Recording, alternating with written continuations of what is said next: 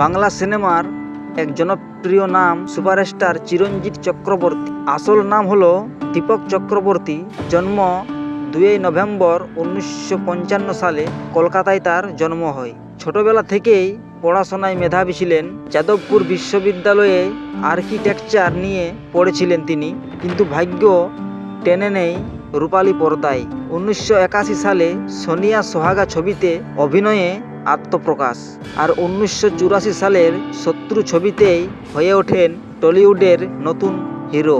তারপর একের পর এক সুপারহিট ছবি অন্তরালে, আমার কাতাক, বই, বেদের মেয়ে জ্যোৎস্না সবখানে নিজের স্টাইল আর শক্তিশালী সংলাপে দর্শকের মন জয় করেছেন তিনি। চিরঞ্জিত তিনি শুধু অভিনেতা নন, তিনি একজন পরিচালক।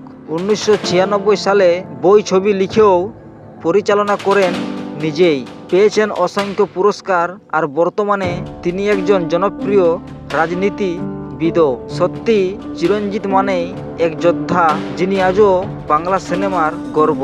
তাই ভিডিওটি ভালো লাগলে অবশ্যই লাইক, কমেন্ট এবং আমাদের এই চ্যানেলটিকে ফলো করে রাখবেন। আর যারা এখনও অবধি আমার এই ইউটিউব চ্যানেলটিকে সাবস্ক্রাইব করে রাখেননি, তারা তাড়াতাড়ি আমার ইউটিউব চ্যানেলটিকে সাবস্ক্রাইব করে রাখুন। ধন্যবাদ।